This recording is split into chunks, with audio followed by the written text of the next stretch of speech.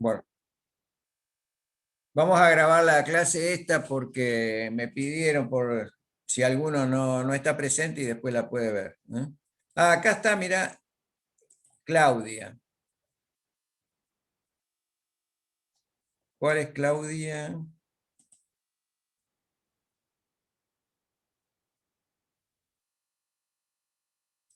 Ah, Claudia del Río.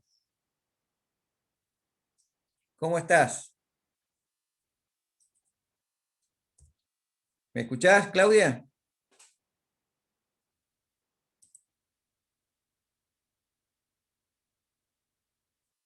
¿Me escuchás, Claudia?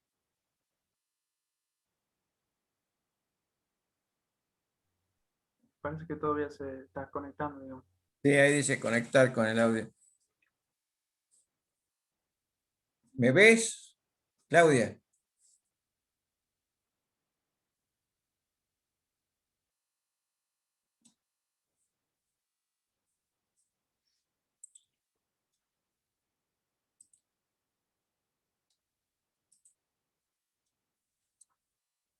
¿Me escuchás, Claudia? Yo no te escucho. Veo que estás hablando, pero no te escucho. ¿Me escuchás? ¿Ahí me escucha? Ahí estamos, ahí está. ¿Qué tal, Claudia? Hacía rato no Ah, te veía. ¿cómo está? ¿Cómo estás? ¿Cómo le va, profesor? Me mandaste el trabajo Bien, práctico bien. otra vez que yo te corregí, ¿no? Sí, sí, sí, medio perdida estábamos, pero bueno, ya vamos a normalizarnos. Bueno, en la clase de hoy vamos a ver si empezamos con la balística de efecto, pero ahora rápidamente quería hacer que me pidió David, un repaso del uso de la tabla de Sí, Siachi que pienso que no te va a venir mal, ¿no?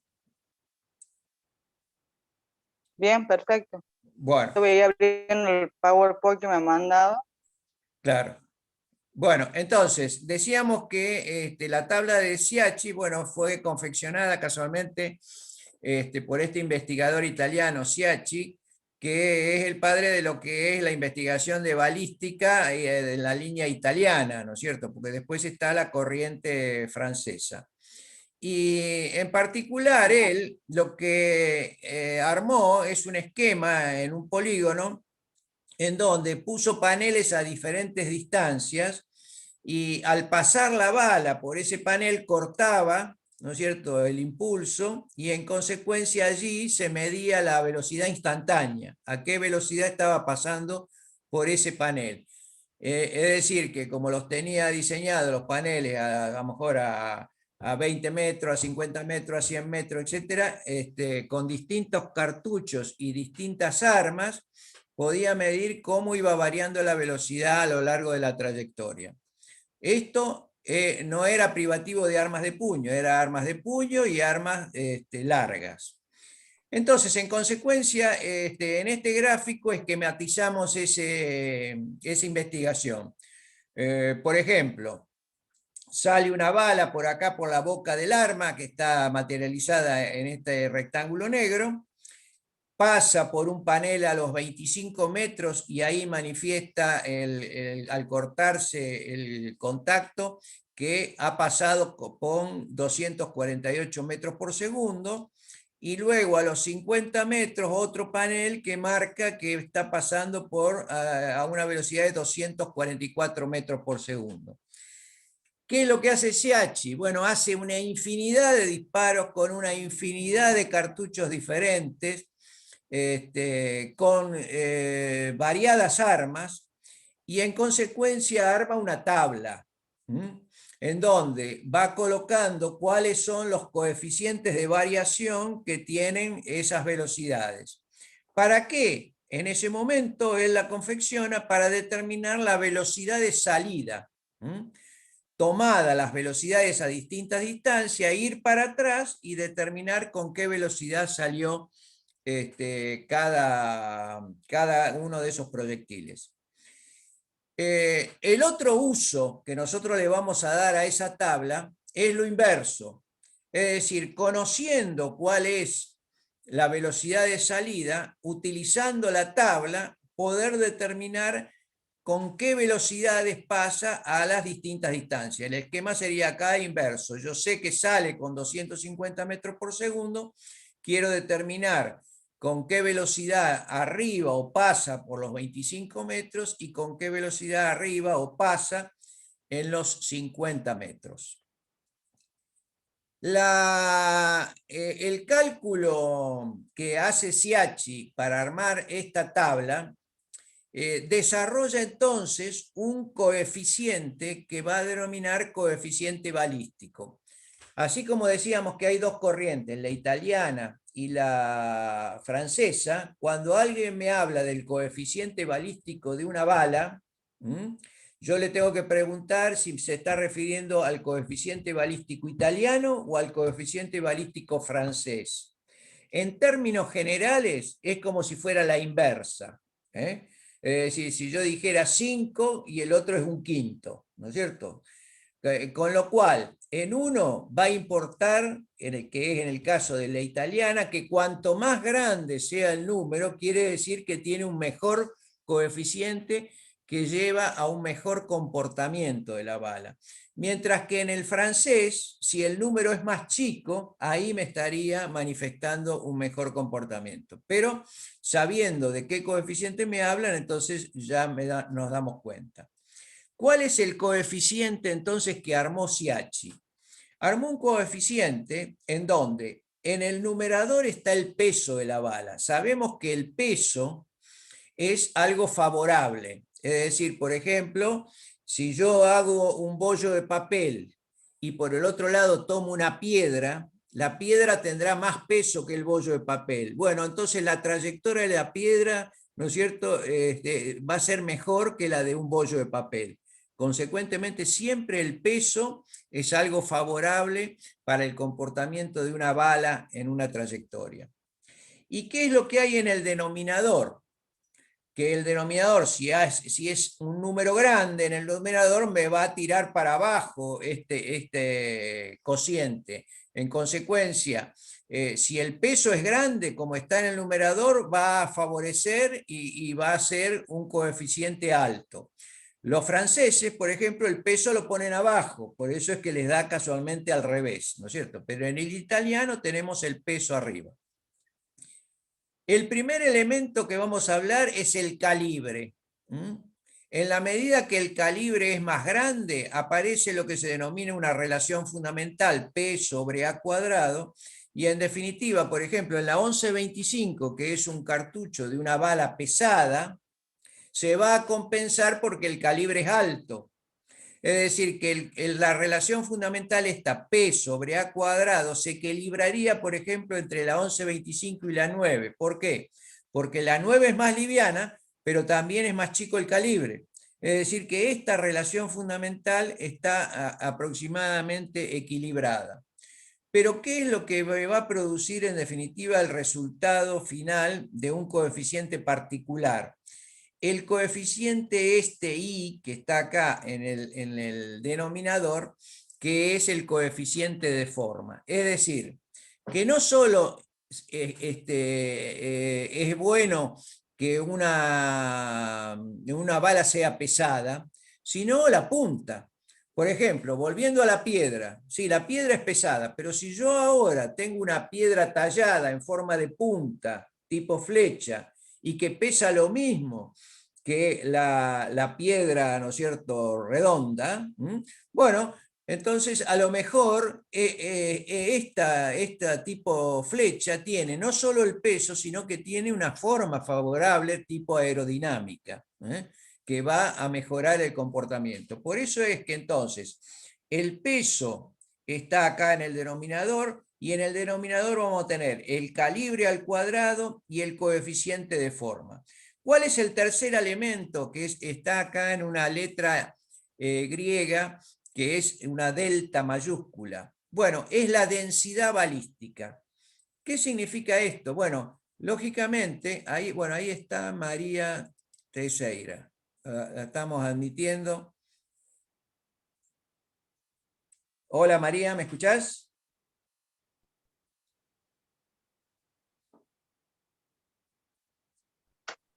¿Me escuchás, María?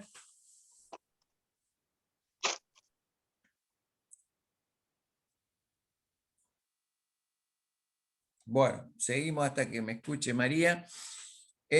Bueno, la densidad balística esta significa la densidad del aire que va a incidir en la bala que se va a estar moviendo.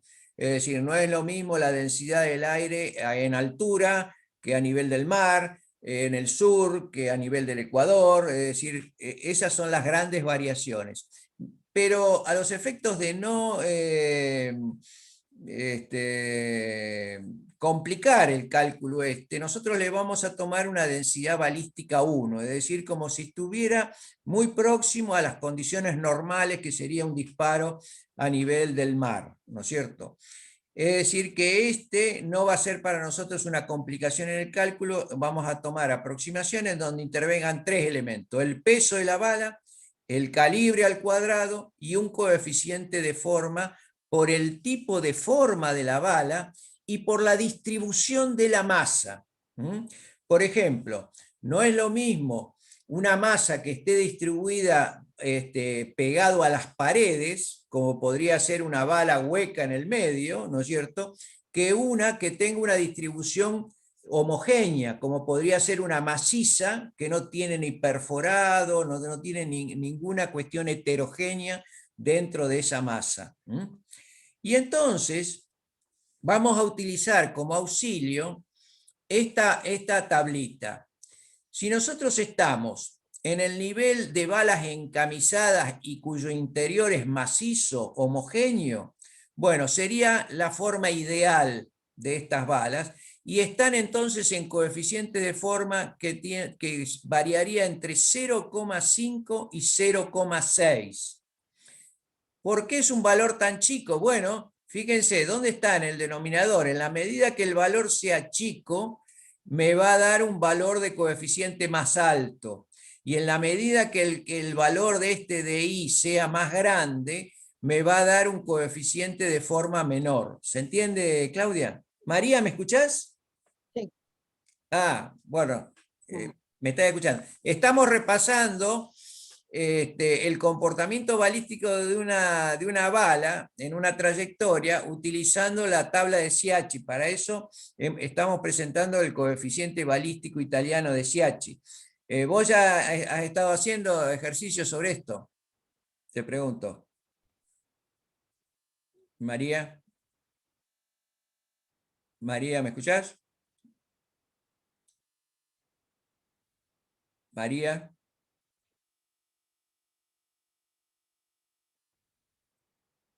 Hola, María. Bueno, por favor, cuando tengas el audio, me avisás. Bueno, entonces decíamos que las balas encamisadas y cuyo contenido, su relleno, ¿no es cierto?, es un plomo macizo, sin ahuecamientos, sin heterogeneidades, entonces estábamos en el valor más bajo entre 0,5 y 0,6. Por ejemplo, a una 1125 le podríamos asignar 0,5 y a una bala 9 milímetros ojival le podríamos estar asignando un 0,6. Luego, si pasamos a balas que son macizas pero no son encamisadas, con lo cual entonces después vamos a ver que se producen deformaciones y no tienen la forma más compacta de estas balas, bueno, podríamos estar entre 0,6 y 0,7. Si estamos hablando de puntas blandas o puntas huecas, en donde acá se observa ya heterogeneidad porque la distribución de masa es diferente, estaríamos entre 0,7 y 0,8. Se había perdido la comunicación con María. A ver si me escuchás ahora, María. Ahora te veo. ¿Me escuchás? María, ¿me escuchás? María, ¿me escuchás?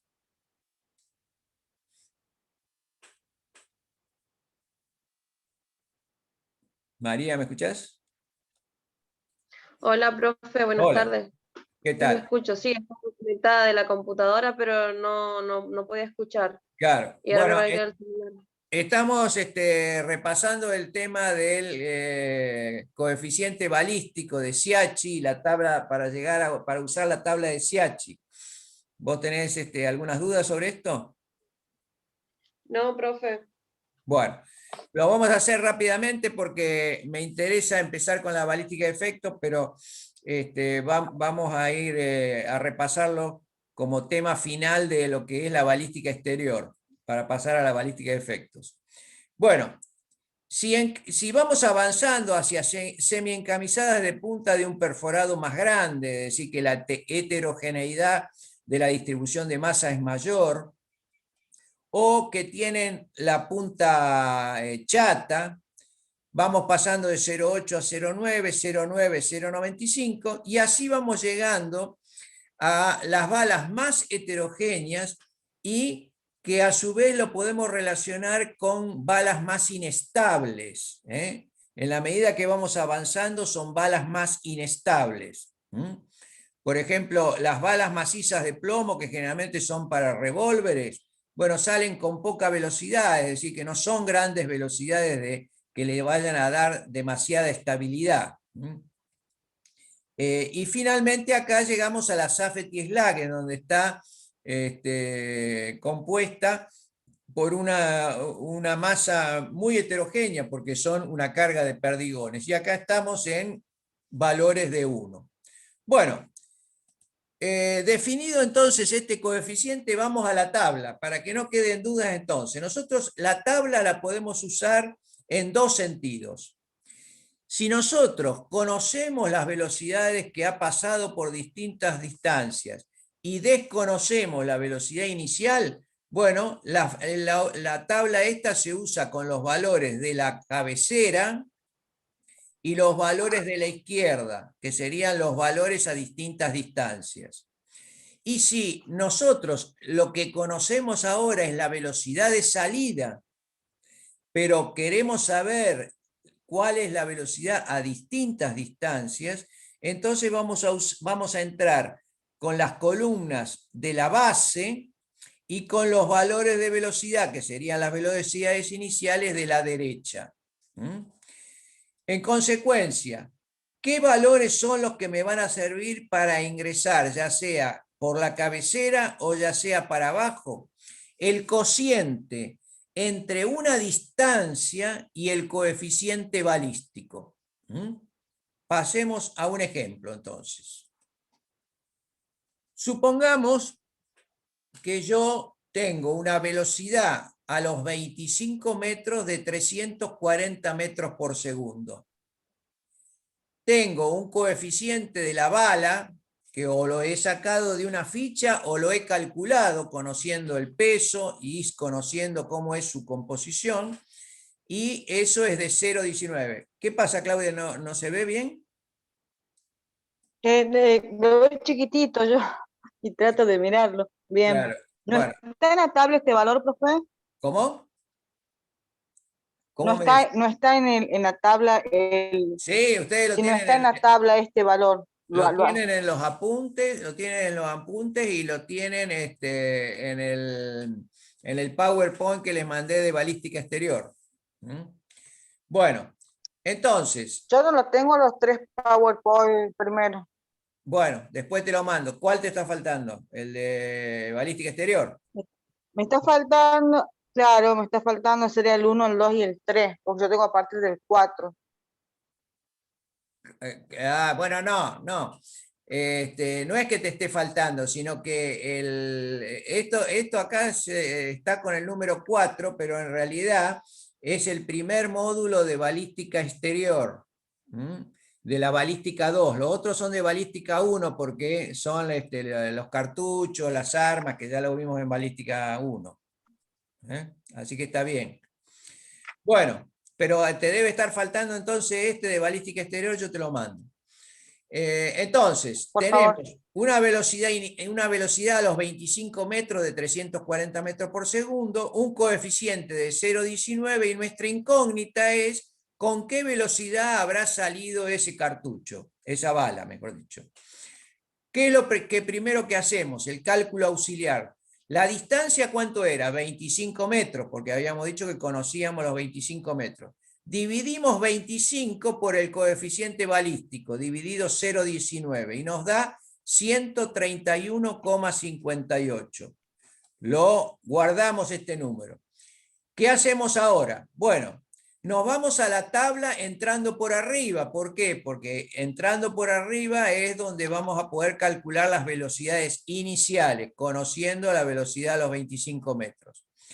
Como 131 es superior a 100 e inferior a 200, entonces vamos a entrar en la columna esta que dice 200.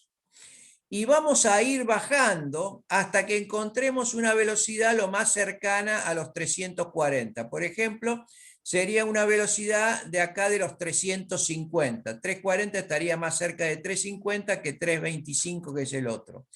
Entonces, acá en ocre, ven, está pintado un valor que dice 0,103. 0,103. En consecuencia, este acá es el coeficiente que le vamos a llamar K 0,103.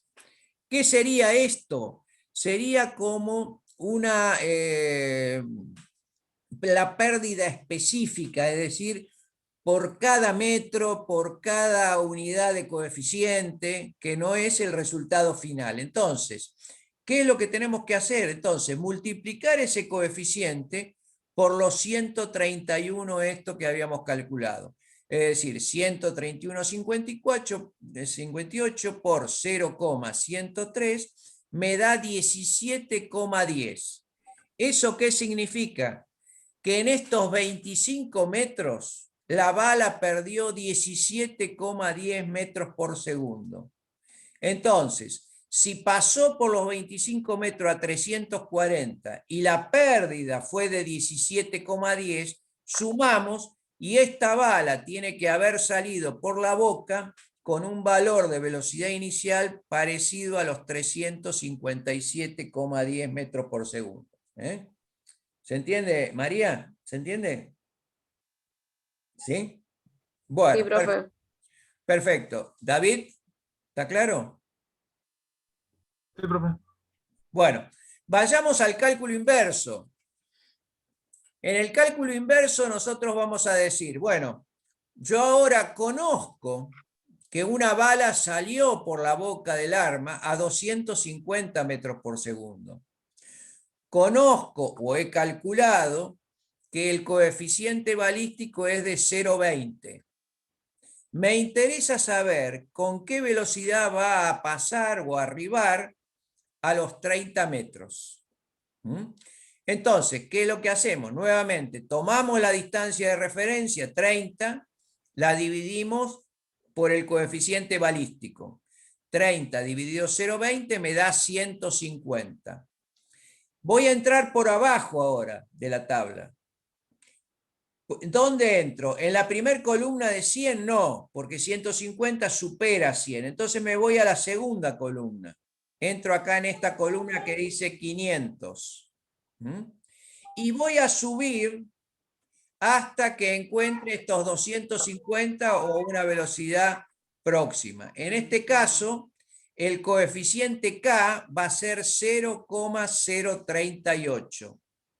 Nuevamente, los 150 lo multiplicamos por 0,038 y me da 5,7 metros por segundo. En consecuencia, ahora le resto, porque lo que conozco es con qué velocidad salió. Quiero saber con qué velocidad llega a los 30 metros. Entonces, 250 menos 5,70 metros por segundo me da 244,30. En cuanto el coeficiente sea más alto, las pérdidas van a ser menores, porque me está hablando de un mejor comportamiento de la bala. En cuanto a las velocidades de salida sean más chicas, las pérdidas también van a ser menores. Las balas de mucha velocidad, por ejemplo, sin ir más lejos, las balas de fusil tienen muchas más pérdidas de velocidad que las balas de un arma de puño, porque mientras una bala de fusil se mueve a 1000 metros por segundo, la bala de fusil se mueve, la bala de una pistola se mueve a 250, a 300 metros por segundo. Bueno, dudas. Cuestión de que dejemos esto. ¿Duda, María? Profe, ¿cómo había dicho? A mayor coeficiente, Mayor coeficiente, menor pérdida. menos pérdida. Claro, porque mayor coeficiente significa un mejor comportamiento de la bala. Ah. Y si las velocidades son altas, hay mayor pérdida también. Porque recuerden que la corriente frontal que pega la bala, ¿no es cierto?, va a ser mayor. Bueno, vamos a dejar para empezar con la balística de efectos. ¿Ven ahí que dice balística de efectos? ¿Se observa? Sí, Sí, profesor. profe. Profe, Bueno, perfecto. ¿Vos, Claudia, habías visto algo de balística de efectos conmigo? ¿O viste nada más que...? No he llegado a ver, profe. Ah, bueno, perfecto. Bueno, balística de efectos. Así como nosotros hemos trabajado con la balística exterior, desde la salida de la boca hasta que llega a impactar en un blanco, que sería la trayectoria de la bala, nosotros ahora vamos a ver qué pasa con el golpe sobre el blanco, es decir, qué efectos tiene las distintas balas sobre los blancos. Y fundamentalmente nos va a interesar los blancos blandos. Naturaleza y magnitud de los efectos en el blanco. El primer concepto es el siguiente. Va a haber requerimientos de armas para uso militar y para uso policial. Y fíjense que prácticamente están bastante contrapuestos. Uso militar. El objetivo será generar heridos, que significa disminuir el poder de combate relativo. En cambio, en el uso policial es neutralizar con un solo impacto a una determinada persona, un delincuente, ¿no es cierto? Es decir, que va dirigido a uno. En cambio acá, si yo puedo, en definitiva, con una ráfaga, ¿no es cierto?, barrer a una serie de individuos, ¿no es cierto?, va a ser el uso militar, mientras acá va dirigido. Es más, va tan dirigido en el uso policial a un determinado blanco, que si por error, ¿no es cierto?, o por desvío de ese proyectil, impacta en alguien que yo no quiero, es un objeto no buscado, no deseado. En el uso militar se va a necesitar el uso para largas distancias, es decir, el uso fundamentalmente de disparos de fusil. En cambio, acá se buscará disminuir la sobrepenetración para reducir los rebotes que pueden afectar a terceros inocentes y que permitan su empleo en lugares cerrados. Es decir, acá va a estar más difundido el uso de armas de puño a cortas distancias, y si es a larga distancia, bueno, muy puntual con un tirador especial, para que no tenga ni rebotes ni acciones fuera del blanco que estoy buscando. En el uso militar, tener gran poder de perforación, sin preocupación por traspasar los blancos y producir rebote. Es decir, acá no me interesa medir la potencia, sino que si tiene capacidad de perforar un blanco y después herir a un segundo blanco, bueno, el efecto es mejor. En cambio acá tenemos que evitar de que los efectos en el blanco ese se difundan fuera del blanco. Bueno, por último, en el uso militar, desde el punto de vista de reglamentación, debe ajustarse al artículo 23 de la Convención de Ginebra, que dice que las balas deben ser encamisadas, que no se expandan o aplasten en el cuerpo humano sin cortes o incisiones. Es decir, que el efecto no sea un efecto devastador, ¿no es cierto?, sino que sea, por eso dicen las encamisadas, las balas encamisadas no se van a deformar, en cambio una bala maciza de plomo se deforma y tiene entonces efectos mucho más destructivos. Acá lo que interesa, ¿no es cierto?, es sacar de la contienda a una o más personas, pero no tratar de evitar, ¿no es cierto?, daños letales muy grandes.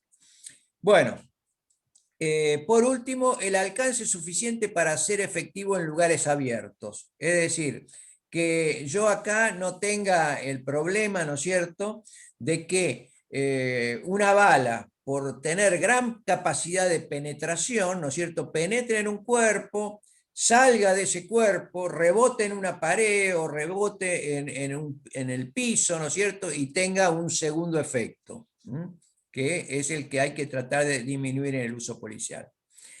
Muy bien. Dicho esto, entonces nosotros vamos a decir de que van a ser dos los efectos que se van a poder manifestar con una bala en un blanco. Por un lado, va a tener penetración, es decir, penetración es la capacidad de golpear, profundizarse dentro de un canal de herida, ¿no es cierto? Y a lo mejor tener un orificio de salida, es decir, que tiene entrada y salida. Esa sería una gran penetración. Y por el otro lado, va a tener efectos de expansión radial, es decir, que entra y destruye a los tejidos que están cercanos a ese canal, ¿no es cierto? Y se expanden en forma radial, llegando a otros órganos. Esa sería entonces un efecto radial. ¿Qué es lo que vamos a decir? Vamos a decir que como acá viene una energía que va a ser entregada a este blanco, en la medida que la entrega de energía es muy grande, vamos a tener una gran expansión radial y una escasa penetración. Y en la medida que, por el contrario, la entrega de energía en el blanco sea escasa, vamos a tener una poca expansión radial y una gran penetración. En consecuencia, en este segundo caso habría orificio de entrada y orificio de salida, y en el primer caso a lo mejor hay orificio de entrada y no hay orificio de salida, porque toda la energía se la entrega, se la transfiere al cuerpo. En consecuencia, ¿cuál es el concepto? Transferencia de energía. Yo puedo tener dos balas que vienen con la misma energía, pero una es encamisada y la otra es de punta hueca.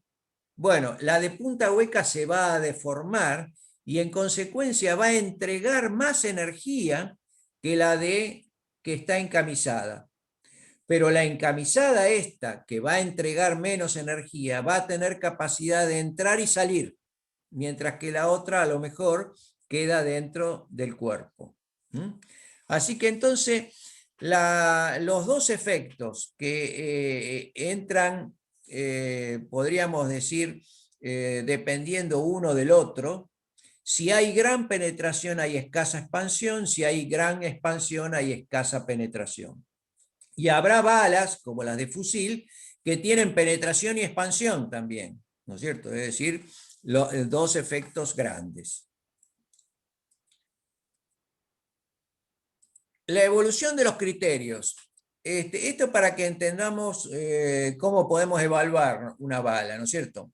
En el año 35, existía, en 1936, existía el criterio de poder de detención. Acá es donde se acuña el stopping power, que es el poder de golpe o el poder de choque, ¿no es cierto? Y entonces, lógicamente, la 1125, o armas de calibre como el 44, el 45, ¿no es cierto? Que la 1125 es una 45, tenían un gran stopping power, mientras que las balas más chicas tenían menor stopping power, menor capacidad de golpe. ¿Por qué? Y bueno, porque respondían a esta fórmula, sección recta multiplicada por la mitad de la energía cinética y multiplicada por el coeficiente balístico. ¿Cómo va a ser el coeficiente balístico de estas balas como la 45? Y es un coeficiente balístico alto. Entonces, tiene la sección alta, la sección recta alta, porque es un calibre grande. Tiene una energía grande, porque tiene mucha masa, ¿no es cierto? Y tiene un coeficiente alto, evidentemente el relative stopping power, ¿no es cierto? El stopping power iba a ser menor en estas balas. ¿Qué conclusión podemos sacar? Bueno, si observamos cuáles eran las armas reglamentarias en todas las Fuerzas Armadas y Fuerzas de Seguridad, era la 45. Todavía no se usaba la 9 milímetros, se usaba la 45, si bien ya existía la 9 milímetros.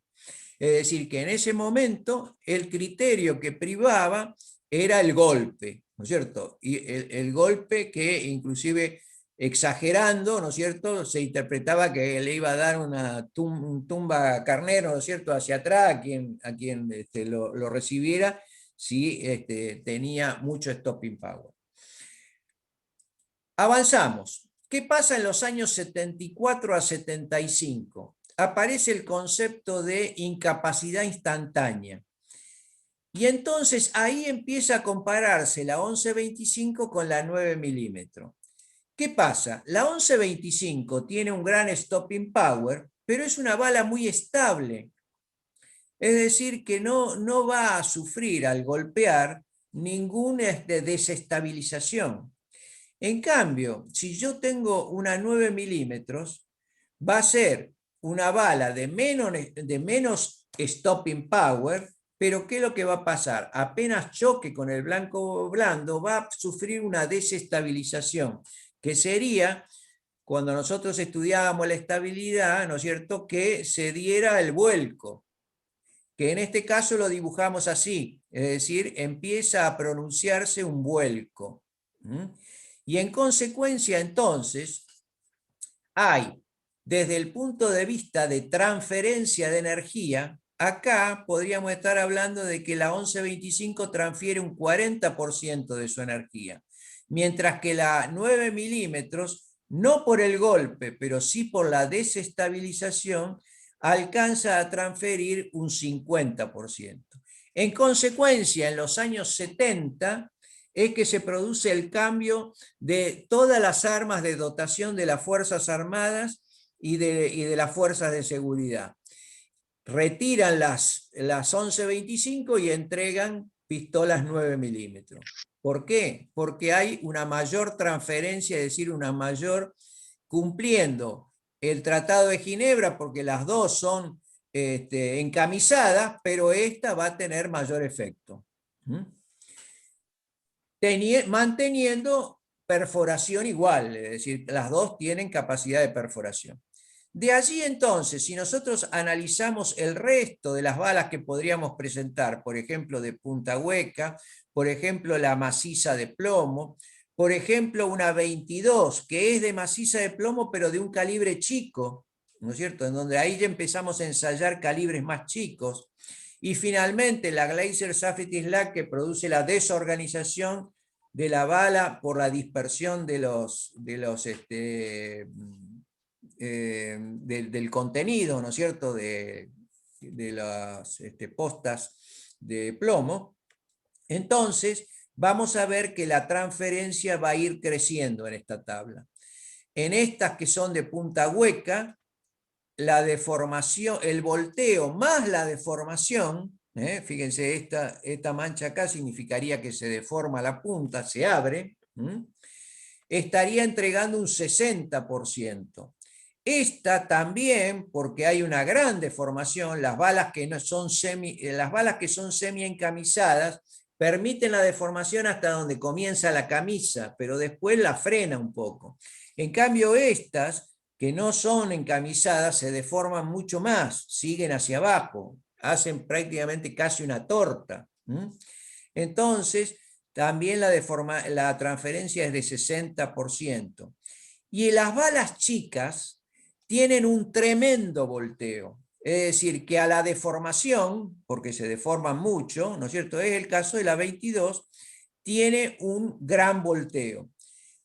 A tal punto que, como son balas inestables, de calibre chico y muy deformables, sabemos por dónde entra a un cuerpo, pero no sabemos por dónde va a salir, porque puede inclusive hasta tener grandes